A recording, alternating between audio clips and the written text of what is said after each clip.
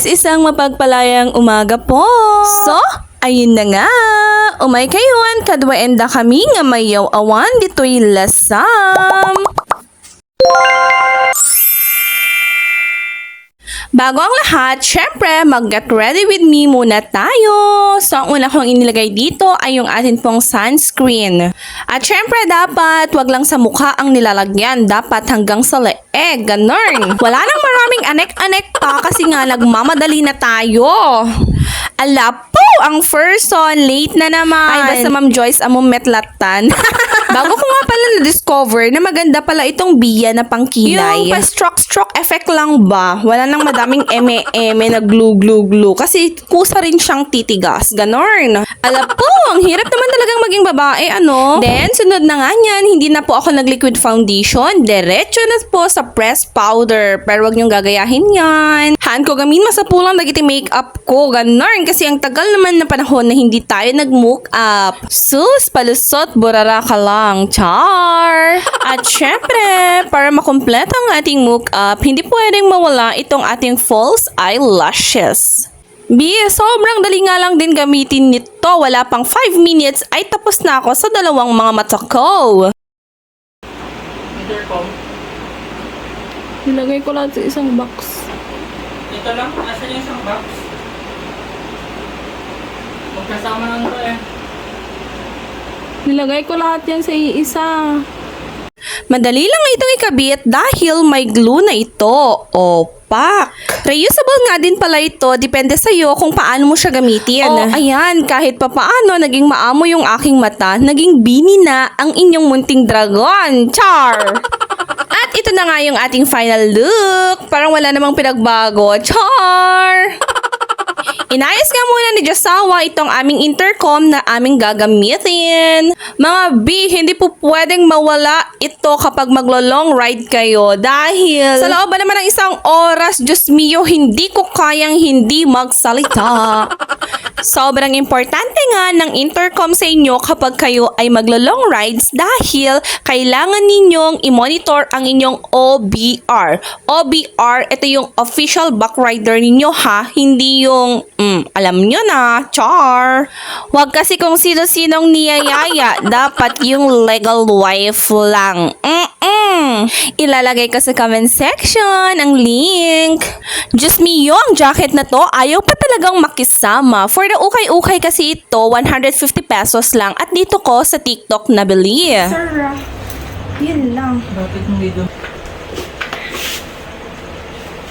Check this.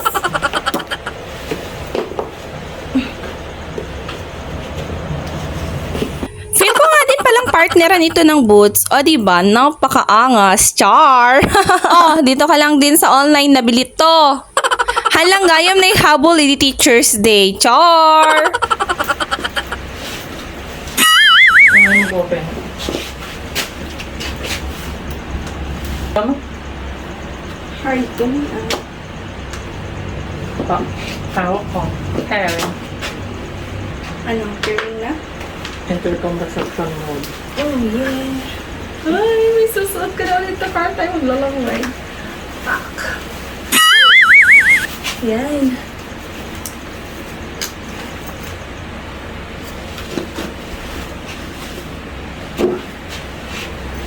May gas ang motor, check, may lisensya ang driver, check, may hangin ang gulong, check, may ma-helmet kami, check, at syempre, ang angkas ay legal wife. Bago kami umalis sa aming boarding house, ay chinat ko na ang aking baklang friendship na siyang mag-guide sa amin papunta kina Ma'am Joycey. Kasi nga, first time namin na dumaan dito sa may Lasam. Tatawid sana kami sa ilog, kaso nga lang, mga friendship katatapos ng bagyo.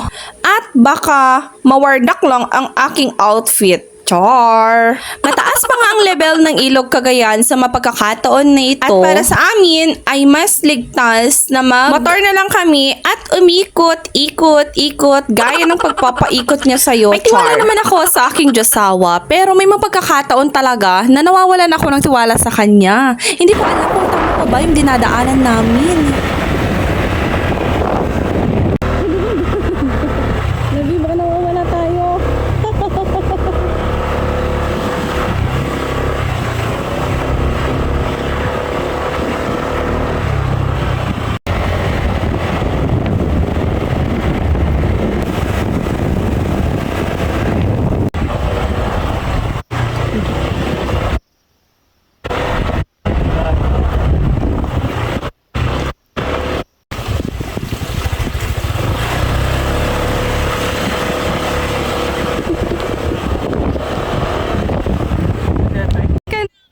motor.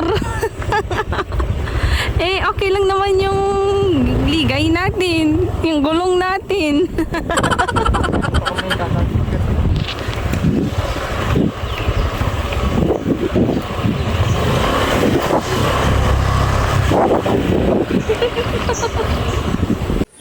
Buti na lang pala at naka-core sa tires yung aming gulong. Ay na, Diyos mio, hindi man lang ako kinamusta ng asawa ko. Ang kinamusta naman niya yung motor, so kakasyan na.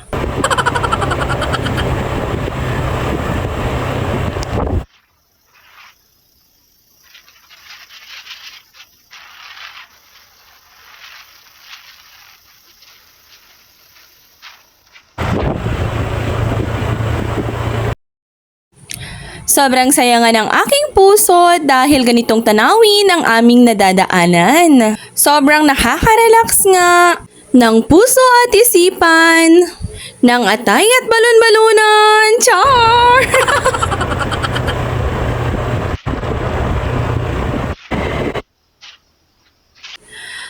Pak, ang eyelashes ko kapit na kapit gaya ng pagkapit mo sa pangako niyang hindi naman natupad. Char! Pero ang hindi char, sobrang namangha talaga kami sa mga tanawin na aming nadaanan. Ngayon din, yung mga bahay na nandun, siguro napakapayapa ng kanilang buhay, ano? Magandang tanawin yung kanilang natatanaw, preskong hangin yung kanilang nalalanghap. Yes, finally, nasa Centro Lasam na at hindi naman po kami nawala. Sadyang yung aking baklang friendship lang ang talagang nawala. Mga bakla, ginos ba naman ako? Hindi na ako nire-replyan ng mapagkakataong to. Wala na siyang paramdam, be. Ah, kaya pala, no boyfriend since birth ka, bakla, kasi ganyan ka, char. Ay, kat, anya ti serbi, ti kinangiwat ko, no dikit agda, magtayon Ata ni driver. Malang mabalil ti agdamag. Ayan na tip, dalan nga mapan, abaryungan.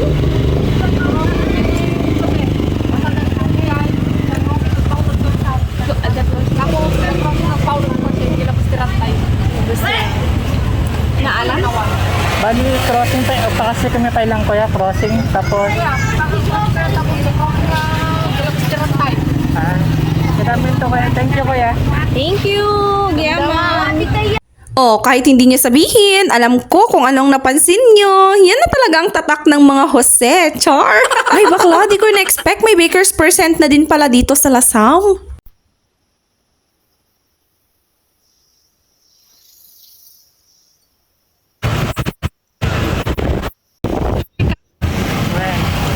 Sugar, diretso lang toy. Ngayon, tapos may kanan na papaloob.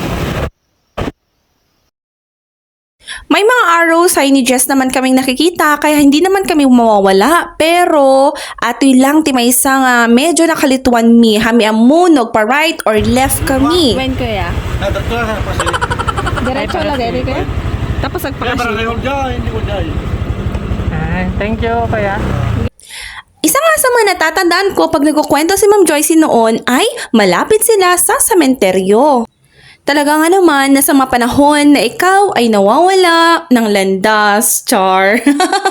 Amma, nagpaisodeto yun seryoso.